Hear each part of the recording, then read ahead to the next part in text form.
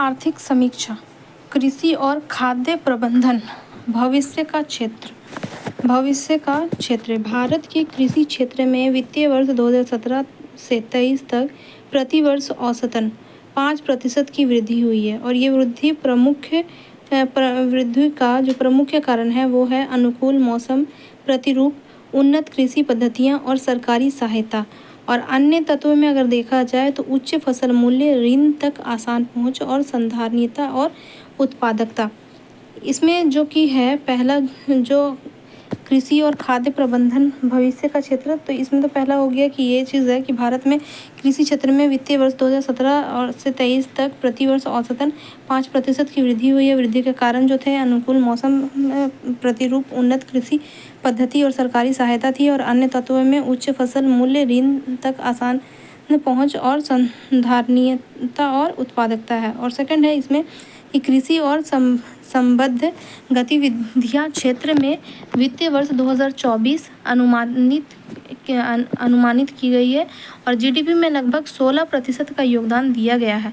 देश की लगभग 46.1% आबादी जीविका के लिए कृषि पर निर्भर है। तिलहन में 1.9% की वृद्धि चिंता का विषय, हालांकि बागवानी, पशुपालन और मत्स्य पालन जैसे विषय क्षेत्र विकास के प्रमुख चालक बने हुए हैं। भारत विश्व में कुल अनाज का 11.6% उत्पादित करता है, किंतु फसल उत्पादकता अन्य देशों की तुलना में कम है।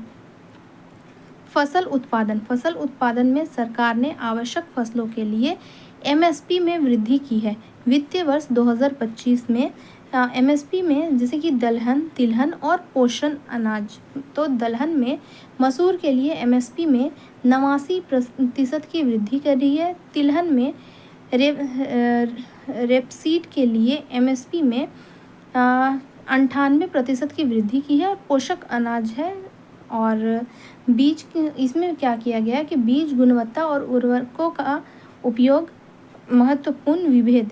इसमें जलवायु परिवर्तन रोधी बीज किस्मों का विकास, कुल जारी 2593 नई किस्मों में से 2177 किस्में जलवायु रोधी और बीज बैंकों की स्थापना और उष्णता तनाव वाले क्षेत्रों में गर्मी सहन करने वाली गेहूं की किस्मों का व्यापक प्रयोग।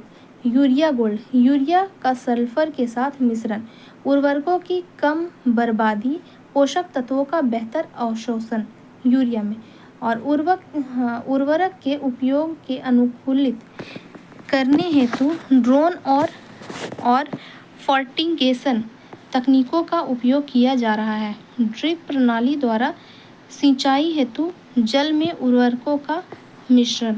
पीएम प्रणाम इसके तहत राज्यों को nano urea, nano di ammonia, phosphate एवं जैविक उर्वरकों जैसे वैकल्पिक उर्वरकों को अपनाने के लिए प्रोत्साहित किया जा रहा है।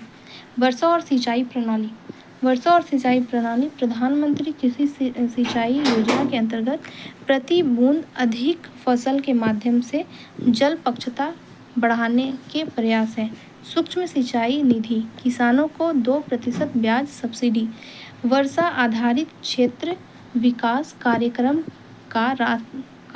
का राष्ट्रीय कृषि विकास योजना में विलय, कृषि प्रणालियों के साथ साथ प्राकृतिक संसाधनों का विकास एवं संरक्षण हुआ है। कृषि ऋण एक महत्वपूर्ण इनपुट है। सभी किसानों को, विशेष रूप से लघु और सीमांत किसानों को पर्याप्त ऋण सहायता प्रदान करना कृषि उत्पादकता एवं आय में सुधार के लिए महत्वपूर्ण है। मुख्य हस्तक्षेप, किसान क्रेडिट कार्ड किसानों की अल्पकालिक पूंजीगत आवश्यकताएं 7.75 करोड़ सक्रिय खाते, 9.81 लाख करोड़ रुपए का ऋण वितरण, संशोधित ब्याज अनुदान योजना, 7% रियायती दर पर ऋण, समय पर ऋण चुकाने पर 3% अतिरिक्त छूट, यानी कि कुल मिलाकर 4% का ही ब्याज। किसान ऋण पोर्टल दावे का त्वरित निपटान। कृषि यांत्रिकीकरण पहुंच को सुगम बनाना, कृषि हायरिंग सेंटर और फार्म मशीनरी बैंक, किसानों को सस्ती दरों पर उपकरणों की सुविधा, महिला स्वयं सहायता समूह को ड्रोन उपलब्ध कराना ताकि किसानों को किराए पर दिए जा सके, और सेल्फ हेल्प ग्रुप को 80% तक वित्तीय सहायता। कृषि विस्तार सक्षमकर्ता, कृषि विस्तार सेवाएं ज्ञान व आधुनिक तकनीक के प्रसार, उत्पादकता बढ़ाने और संधारणीय कृषि प्रयासों को बढ़ावा देने में महत्वपूर्ण भूमिका बढ़ाती है। मुख्य हस्तक्षेप, उत्पादकता और संधारणीयता में सुधार के तहत कृषि विस्तार पर उप मिशन यानी कि SME कृषि विस्तार सेवाओं को बढ़ावा, कृषि प्रौद्योगिकी प्रबंधन एजेंसी ATMA 36 प्रशिक्षण प्रदर्शन, किसान कार्यक्रमों और कृषि विद्यालयों के माध्यम से कृषि तकनीकों को बढ़ावा, किसान कॉल सेंटर, किसानों की समस्याओं का सरलता से समाधान के लिए 22 भाषाओं में उपलब्ध कराया गया है। संबद्ध क्षेत्रक सहनशीलता तैयार करने की क्षमता, मत्स्य पालन, प्रधानमंत्री मत्स्य संपदा योजना, उद्देश्य इसका है जलीय कृषि उत्पादकता को बढ़ावा, मत्स्य पालन और जलीय कृषि अवसंरचना विकास कोष FIDF बुनियादी ढांचे के विकास में सहायता। प्रधानमंत्री मत्स्य किसान समृद्धि सह योजना ने राष्ट्रीय मत्स्य पालन डिजिटल प्लेटफॉर्म लॉन्च किया है। केवल 4 माह में 16.35 लाख से अधिक हितधारक संगठित हैं। खाद्य प्रसंस्करण उद्योग अर्थव्यवस्था के लिए महत्वपूर्ण है। संगठित विनिर्मित क्षेत्र में सबसे बड़े नियोक्ताओं में से एक है और संगठित विनिर्मित क्षेत्र में रोजगार का 12.41% का योगदान है। वर्ष 2024 में प्रसंस्कृत खाद्य सहित कृषि खाद्य निर्यात कुल $46.44 बिलियन अमेरिकी डॉलर, भारत में कुल निर्यात का 11.7% है। प्रमुख हस्तक्षेप, प्रधानमंत्री किसान संपदा योजना खाद्य प्रसंस्करण उद्योग को बढ़ावा, इसमें है अंत संरचना का आधुनिकीकरण, आपूर्ति श्रृंखलाओं में सुधार, फसल कटाई के बाद का नुकसान कम होता है, प्रसंस्करण क्षमताओं को बढ़ावा देना, निर्यात आदि पर संकेंद्रित है।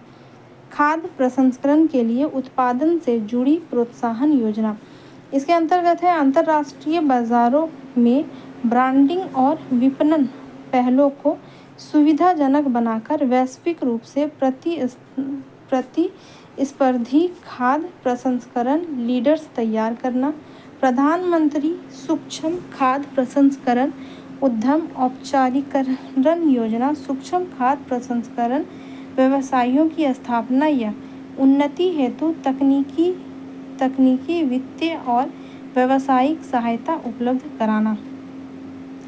उद्योग समग्र व्यावसायिक सुधार, वैश्विक विनिर्माण में चीन की 28.8% हिस्सेदारी की तुलना में भारत की हिस्सेदारी 2.8% है। सीमेंट, इस्पात, ऑटोमोबाइल, इलेक्ट्रॉनिक और फार्मास्यूटिकल्स जैसे क्षेत्र विकास संचालक के रूप में उभरे हैं।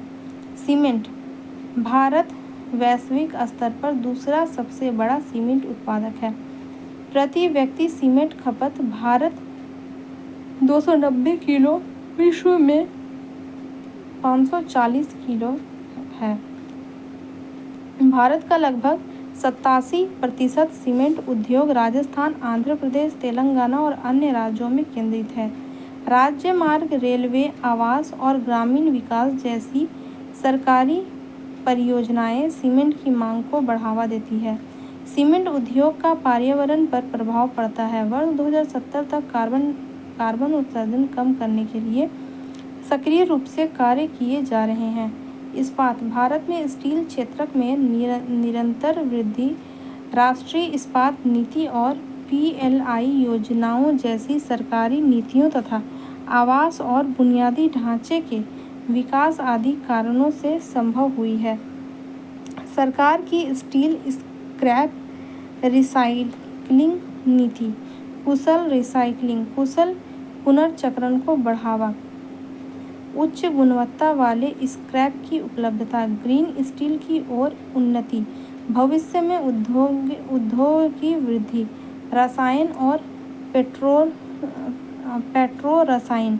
वित्तीय वर्ष 2023 में विनिर्माण GVA ग्रॉस वैल्यू एडिशन में रसायन क्षेत्र का योगदान 9.5% या भारत इन 9.5% था। भारत इन उत्पादों का शुद्ध आयातक है और पेट्रोकेमिकल मध्यवर्ती के लगभग 45% के लिए आयात पर निर्भर करता है। पूंजीगत वस्तुएं, प्रौद्योगिकी अंतराल के कारण उच्च स्तरीय मशीनरी के आयात पर निर्भर स्टील क्षेत्र में वैश्विक प्रतिस्पर्धा को बढ़ावा देने के लिए प्रौद्योगिकी नवाचार, उन्नत उत्कृष्टता केंद्रों और समान इंजीनियरिंग सुविधाओं पर ध्यान केंद्रण, स्टार्टअप विनिर्माण और उद्योग 4.0 को बढ़ावा,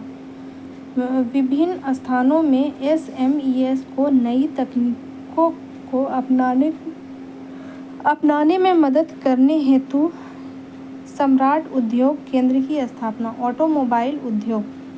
आर्थिक विकास का महत्वपूर्ण कारक वित्तीय वर्ष 2024 में इसकी घरेलू बिक्री में 12.5% की वृद्धि हुई है। उत्पादन से जुड़ी प्रोत्साहन योजना का एक और वर्ष के लिए विस्तार।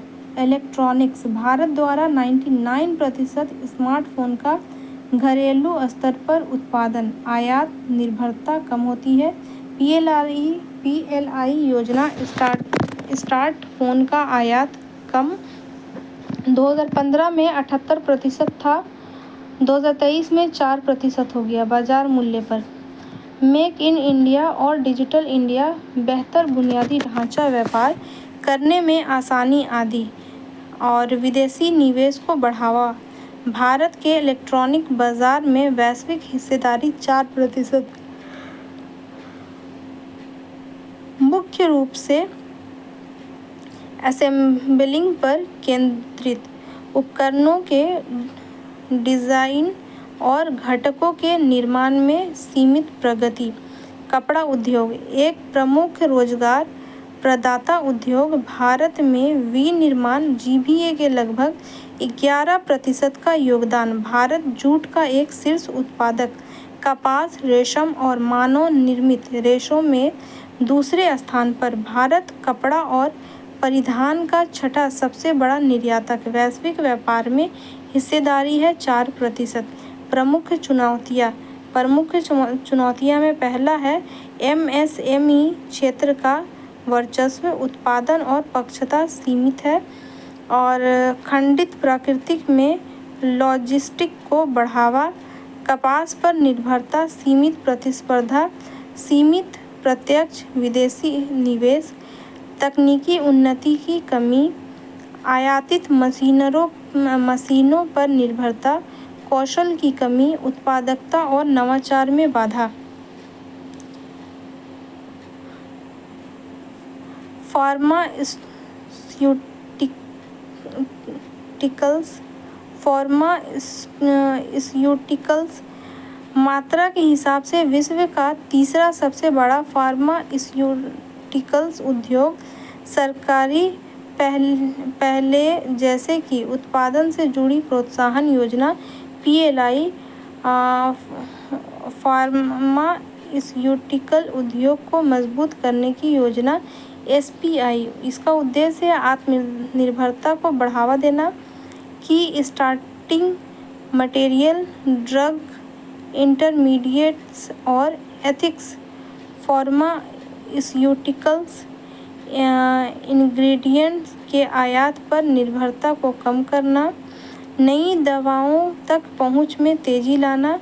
भारत द्वारा पहली विदेशी CAR-T सेल थेरेपी, विकसित सेल जीन थेरेपी को बढ़ावा देना, केंद्रीय औषधि मानक संगठन द्वारा दवाओं को स्थानीय क्लिनिकल ट्रायल से छूट जो अमेरिका, यूके, कनाडा, ऑस्ट्रेलिया में स्वीकृत हैं।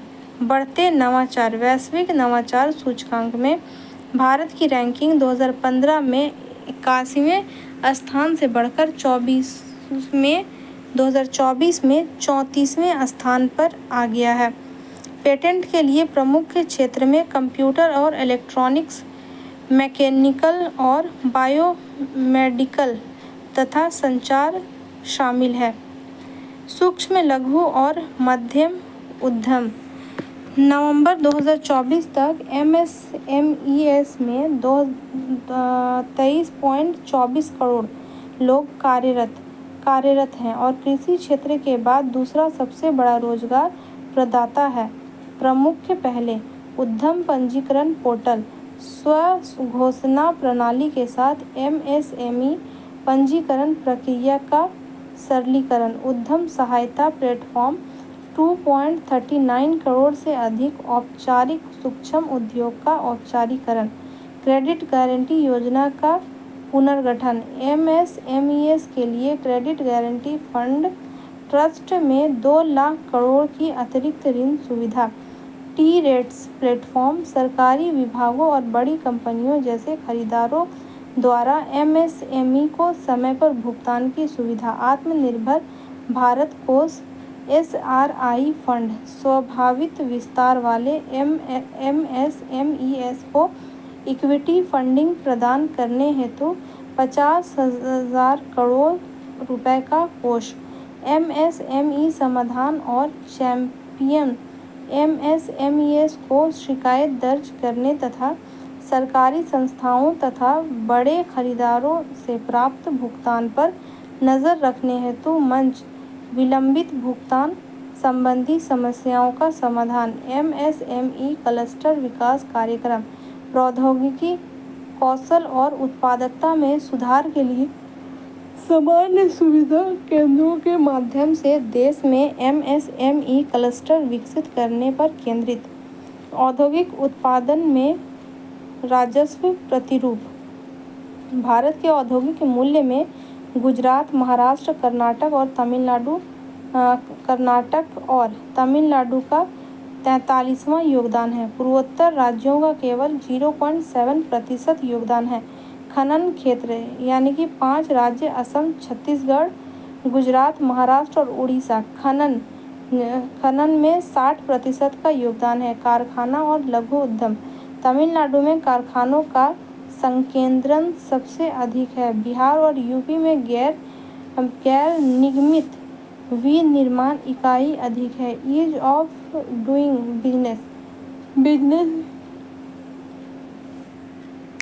बिजनेस रिफॉर्म एक्शन प्लान राज्यों को 4 समूहों में वर्गीकृत करता है। शीर्ष उपलब्धि प्राप्त करने वाले, सफल होने वाले, महत्वाकांक्षी और उभरते हुए पारिस्थितिकी तंत्र, उद्योगों से संबंधित समसामयिक विषय, आर्थिक समीक्षा के अतिरिक्त। औद्योगिक पार्क संदर्भ है कि केंद्रीय बजट 2024-25 में भारत सरकार ने राष्ट्रीय औद्योगिक गलियारा विकास कार्यक्रम गलियारा विकास कार्यक्रम NICDP के तहत 12 नए औद्योगिक पार्कों की घोषणा की है। 11 पहले से बन रहे हैं। प्लग एंड प्ले औद्योगिक पार्कों के विषय में औद्योगिक विकास के संदर्भ में प्लग एंड प्ले का तात्पर्य उद्योग के लिए तैयार औद्योगिक पार्क है। भवन, बिजली, पानी, सीवेज, कनेक्टिविटी और सड़क तक पहुंच जैसे बुनियादी ढांचे से सुसज्जित है। अंतरिक्ष क्षेत्र में FDI के संदर्भ में वित्त मंत्रालय ने उदारीकृत प्रवेश मार्गों की 3 श्रेणियों के माध्यम से अंतरिक्ष क्षेत्र के लिए 100% तक FDI अनुमति देने के लिए FEMA के तहत संशोधित नियमों को अधिसूचित किया है। अधिसूचना की मुख्य बातें हैं उपग्रहों के विनिर्माण और प्रचालन के लिए 100% FDI, प्रक्षेपण यानों के लिए 49% FDI। भारत का पहला सेमीकंडक्टर विनिर्माण संयंत्र। संदर्भ है केंद्रीय मंत्रिमंडल ने भारत के पहले सेमीकंडक्टर निर्माण संयंत्र सहित 3 चिप संबंधी परियोजनाओं को मंजूरी दी है। मुख्य बिंदु है सेमीकंडक्टर ने संबंधित 3 महत्वपूर्ण परियोजनाएं। पहला है गुजरात के धोलेरा में सेमीकंडक्टर प्लांट, असम में मोरगांव में चिप असेंबली प्लांट, गुजरात के सानंद में चिप पैकेजिंग सुविधा। बिजनेस रेडी बी रेडी सूचकांक।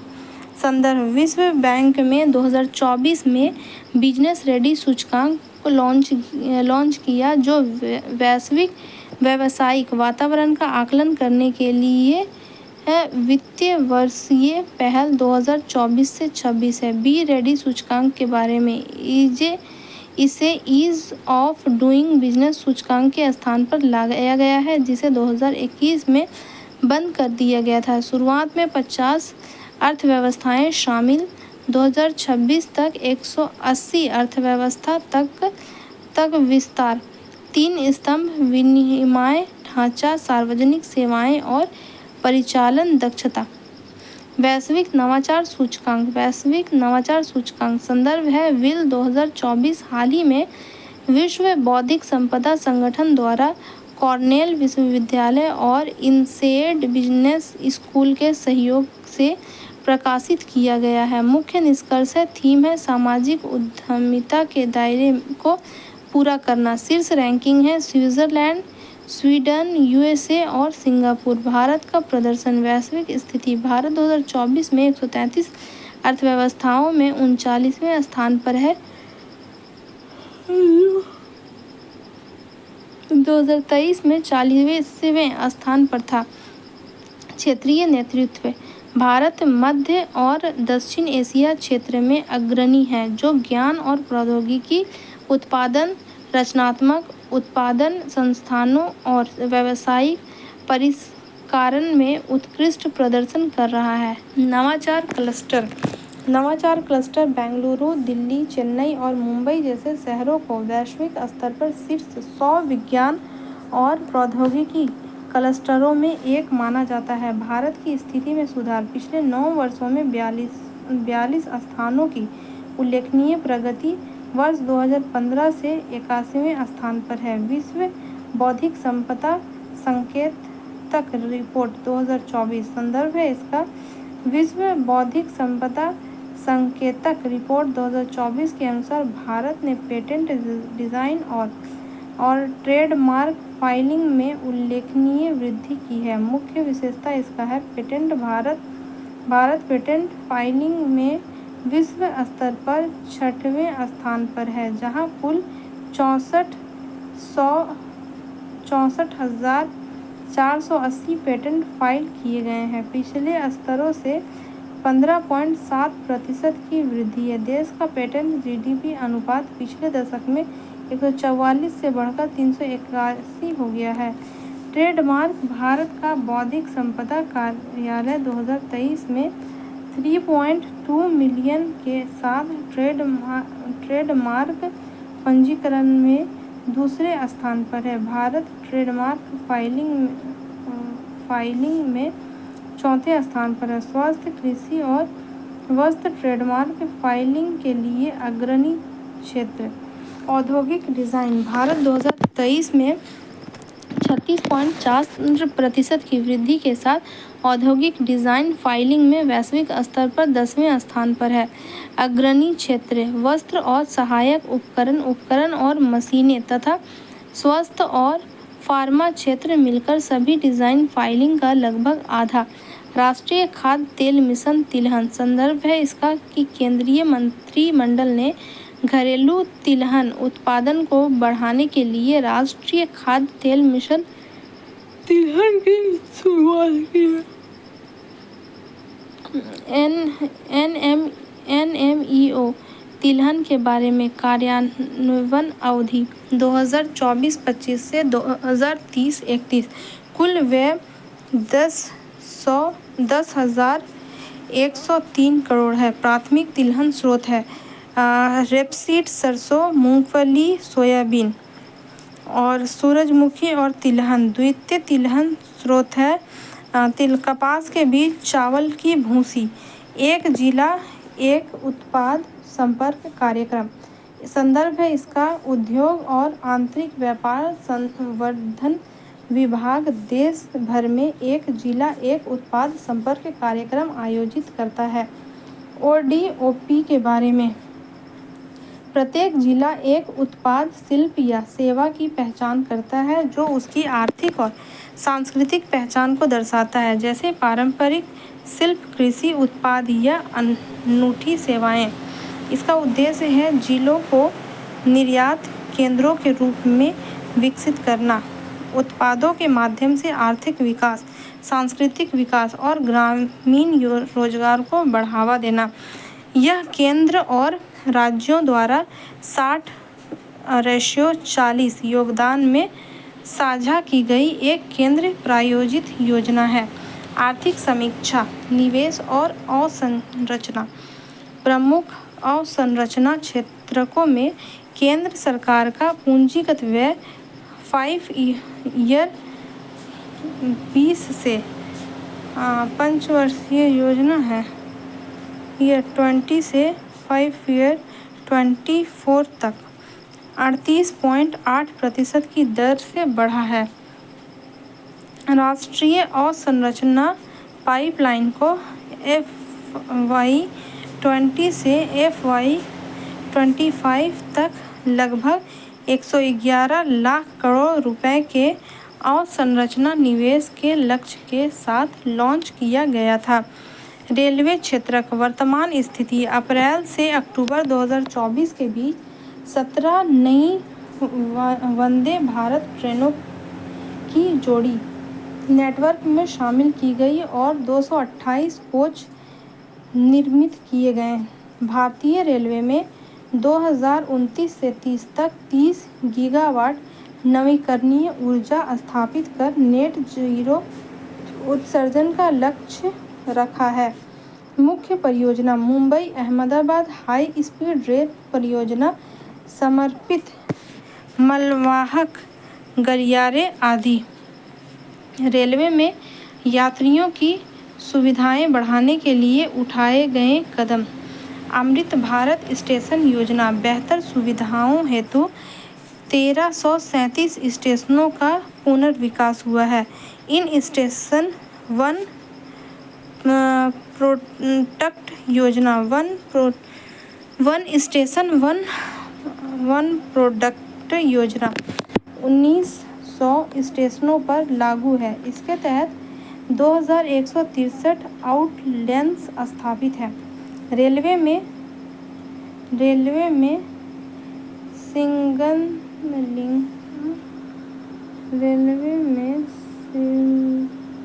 सिमनलिंग प्रणाली में सुधार हेतु प्रयास। प्रमुख पहले। कवच, यह स्वदेशी रूप से विकसित स्वचालित ट्रेन सुरक्षा प्रणाली है। सड़क परिवहन, राष्ट्रीय औद्योगिक गलियारा विकास कार्यक्रम उन्नत प्रौद्योगिकी शहरों के निर्माण का लक्ष्य रखता है। इससे उन्हें प्रमुख विनिर्माण और निवेश केंद्र बनाया जा सकेगा। राष्ट्रीय राजमार्ग के जरिए कुल सड़क माल यातायात का लगभग 40% वहन किया जाता है। राष्ट्रीय राजमार्गों का विकास भारतमाला परियोजना के तहत होगा। भारतमाला परियोजना के तहत सड़क कनेक्टिविटी में लॉजिस्टिक दक्षता के लिए शुरू की गई पहले। उन्नत यातायात प्रबंधन प्रणाली, मल्टी मॉडल लॉजिस्टिक पार्क दिसंबर 2024 तक चेन्नई, इंदौर, नागपुर,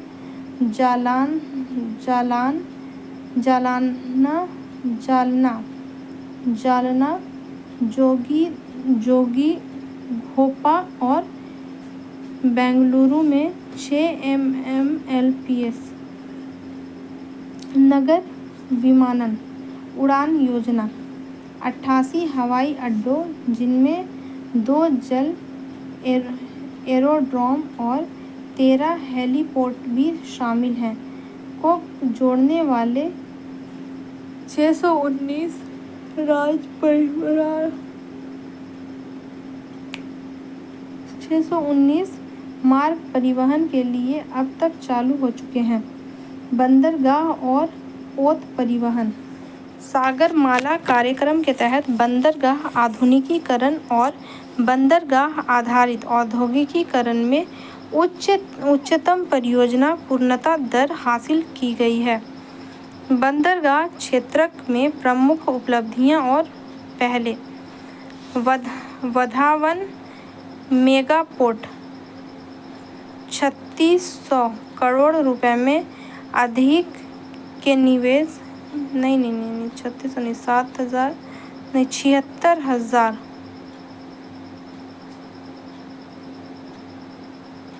76,000 करोड़ रुपए से अधिक के निवेश के साथ विकसित किया जा रहा है। बंदरगाह आधारित औद्योगिकीकरण 12 नए औद्योगिक स्मार्ट शहरों के विकास को मंजूरी दी गई है। अंतर्राष्ट्रीय लीकेज चारवाह बंदरगाह चारवाह स्थिति सहित बेहती पोर्ट अंतर्राष्ट्रीय उत्तर दक्षिण परिवहन गलियारा के माध्यम से मुंबई को यूरेशिया से जोड़ता है।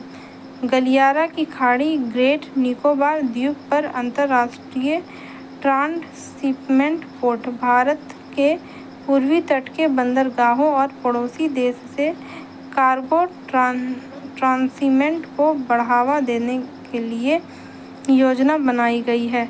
हरित नौका दिशा निर्देश वर्ष 2024 में शुरू की गई। इसके तहत अगले 10 वर्षों में 1000 अंतर्देशीय जहाज़ों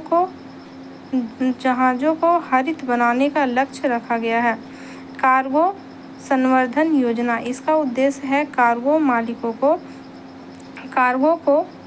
कार्गो को रेल से और सड़क से अंतर्देशीय जलमार्ग पर स्थानांतरित करने के लिए प्रोत्साहित करना है। विद्युत क्षेत्र भारत की कुल स्थापित विद्युत उत्पादन क्षमता में नवीकरणीय ऊर्जा की हिस्सेदारी अब 47% हो गई है।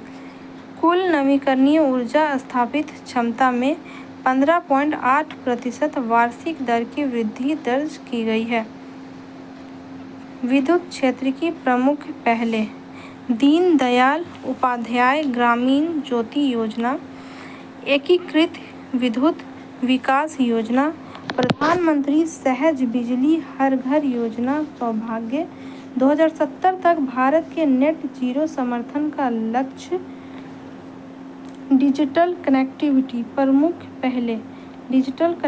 प्रमुख पहले इसमें भारत नेट परियोजना सभी ग्रामीण पंचायतों और गांवों को ब्रॉडबैंड से जोड़ने के लिए। दूरसंचार विकास अंडमान और निकोबार द्वीप समूह तथा लक्षद्वीप के लिए। ग्रामीण अवसंरचना जल जीवन मिशन 2019 से 12 करोड़ से अधिक परिवारों को नल के माध्यम से पेयजल उपलब्ध करवाया गया है। 100% कवरेज प्राप्त करने वाले राज्य अरुणाचल प्रदेश, गोवा, हरियाणा, हिमाचल प्रदेश, गुजरात, पंजाब, तेलंगाना और मिजोरम है। 100% कवरेज प्राप्त करने वाले केंद्र शासित प्रदेश अंडमान और निकोबार द्वीप समूह, दादर और नगर हवेली एवं दमन व दीव तथा पुडुचेरी है। शहरी अवसंरचना स्वच्छ भारत का मिशन शहरी कचरा मुक्त शहरों के लक्ष्य के तहत कचरा प्रबंधन और स्वच्छता प्रथाओं को संधारणीय एवं चक्रीय अवसंरचना से जोड़ा गया है। प्रधानमंत्री आवास योजना शहरी 2015 शहरी क्षेत्रों में 89 लाख से अधिक मकान निर्मित किए गए हैं। शहरी परिवहन मेट्रो और रैपिड रेल प्रणाली 29 शहरों में चालू या निर्माणाधीन अवस्था में है। अटल नवीकरण और शहरी परिवर्तन मिशन, नल से जल कवरेज 70% और सीवरेज कवरेज 62% तक बढ़ाया गया है। राष्ट्रीय शहरी लर्निंग मंच, राष्ट्रीय शहरी लर्निंग मंच यह शहरी स्थानीय निकायों के लिए क्षमता निर्माण हेतु डिजिटल मंच है। अर्बन लर्निंग इंटर्नशिप कार्यक्रम, इसे 2020 में लॉन्च किया गया था। यह युवाओं को शहरी निकायों के साथ जोड़ता है, साथ ही शहरी परिवर्तन में कौशल और अनुभव बढ़ाने के लिए इंटर्नशिप के अवसर प्रदान करता है। पर्यटन अवसंरचना, तीर्थ स्थल पुनर्द्वार और आध्यात्मिक संवर्धन योजना प्रसाद, चुने हुए तीर्थ स्थलों पर विरासत शहरों में पर्यटन अवसंरचना के विकास के लिए शुरू किया गया है। स्वदेश दर्शन योजना 2.0 2022 संधारणीय और जिम्मेदारीपूर्ण पर्यटन स्थलों के निकाय के लिए शुरू किया गया है। अंतरिक्ष अवसंरचना, सरकार का अंतरिक्ष विजन 2047 निम्नलिखित 4 परियोजनाओं को शामिल करता है। पहला है गगनयान अनुवर्ती मिशन, यह भारतीय अंतरिक्ष स्टेशन के पहले मॉड्यूल की स्थापना का मार्ग प्रशस्त करेगा। Chandrayaan 4 lunar sample return mission है। वीनस ओवरटियर मिशन, उसके बाद है नेक्स्ट जनरेशन लॉन्च व्हीकल का विकास।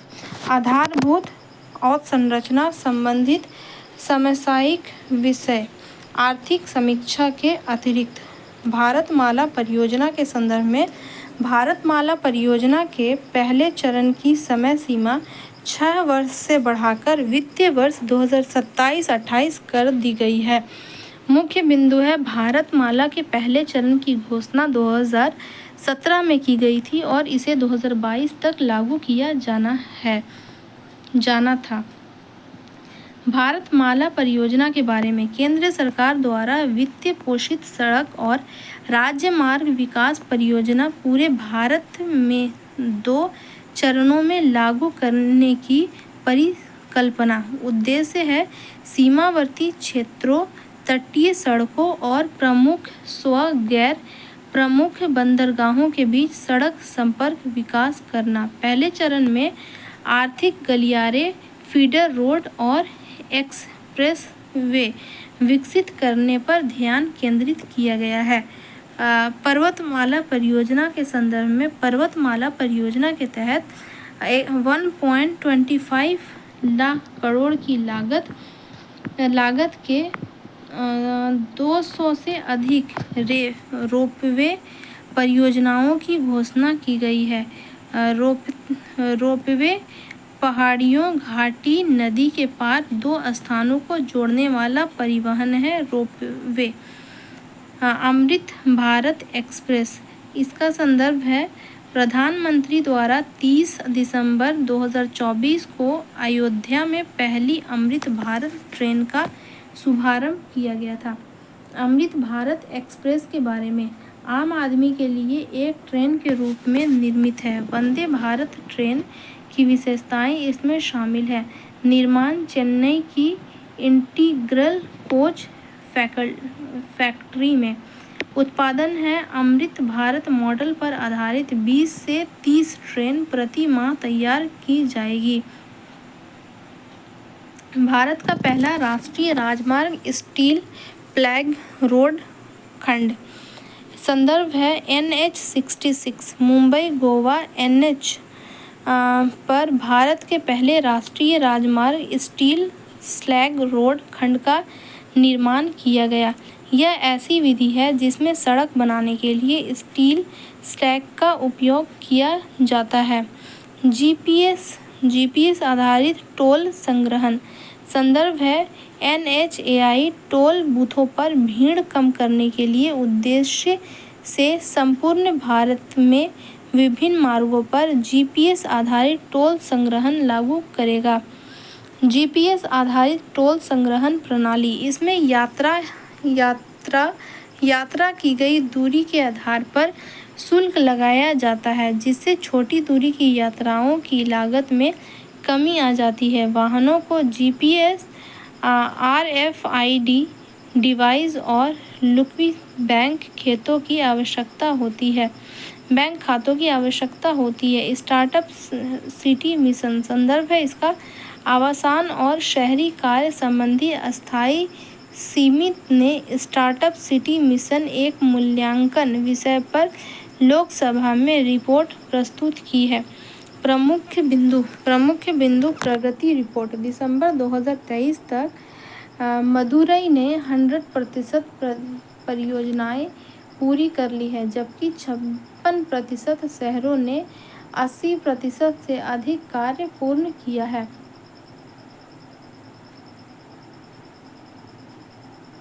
विश्व की सबसे बड़ी अनाज भंडार परियोजना। संदर्भ है हाल ही में भारत की प्रधानमंत्री ने सहकारी क्षेत्र में विश्व की सबसे बड़ी अनाज भंडार योजना का शुभारंभ किया है।